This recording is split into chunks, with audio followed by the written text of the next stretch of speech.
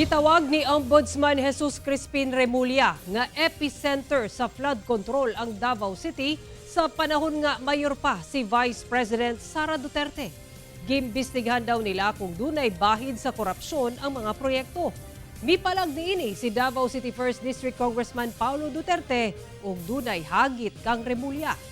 Ang detalye sa report ni Argil Relator. Ang epicenter po ng flood control bago ho dumating ang Marcos administration ay Davao City. Epicenter sa flood control kaniadto. Ingon ni ana kung ihulagway ni Ombudsman Jesus Crispin Remulla ang Davao City. Miatubang si Remulla sa House Appropriations Committee labot sa ginapangayo nga sobra 7 billion peso sa iyang opisina alang sa tuig 2027. Didto gipangutana siya kung ginaimbestigahan sab ang matud pa korupsyon sa flood control projects sa miaging administrasyon. Davao po yung ecosystem na aming tinutukoy. At kasi doon ho maraming pondo na pumasok daw sa flood control. Hindi lang ho madali talaga. Ang ecosystem of corruption po mabigat. Mahirap pong pasukin. Mahirap pong kumuha ng impormasyon. Marami hong taong hindi nagsasalita. Pero hindi ko kami tumitigil. Wala na mihatag og kantidad si Remulla kung pila ang flood control project nga misulod sa Davao City.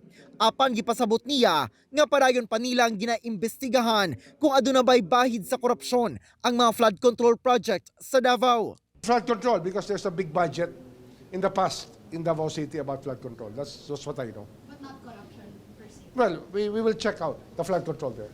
Ginapangayo pa ang reaksyon ni Vice President Sara Duterte nga mao'y mayor sa Davao City. Una pa man nagsugod ang Marcos administration.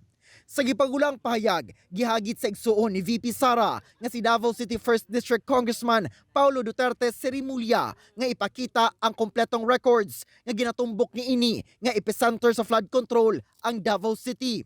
Dugang ni Congressman Pulong, ipagawas daw tanan nga tuig, tanang proyekto ug tanang pangalan, walay pilion o exempted.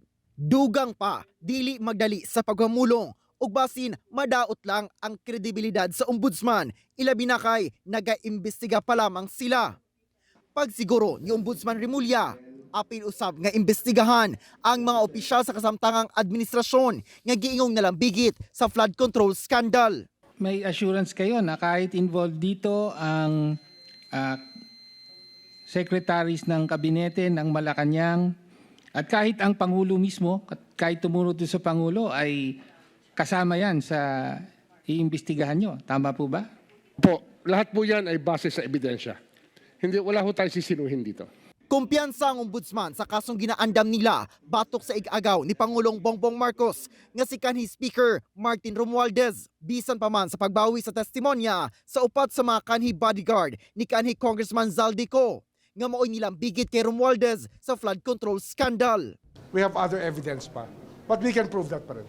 Marami kami hindi magre-recant, sigurado ako. Gisulti sab ni Remulla nga nagapahigayon ang ombudsman og lifestyle check sa sobra usa ka gatos ka mga opisyal sa gobyerno o ginasilip sab ang social media pages sa ilang mga kabanay. We have been actively pursuing information on the people in Commission on Customs, in LTO, and other income-generating agencies of the government because this is where most of the lifestyle sins happen, including the BIR, Your Honor. Apan aminado si Remulla nga limitado ang gahom nila sa fact-finding investigation o pagpangita og ebidensya. Probably yung isang batas na kinakailangan namin yung contempt powers na ibibigay po sa Office of the Ombudsman. Kasi parang wala hong ngipin kung hindi ho tayo bibigyan ng contempt powers. Gihangyo sa ombudsman sa Kongreso ang dugang 6.8 billion pesos sa ilahang pondo sa sunod tuig. Ako si Argil Relator.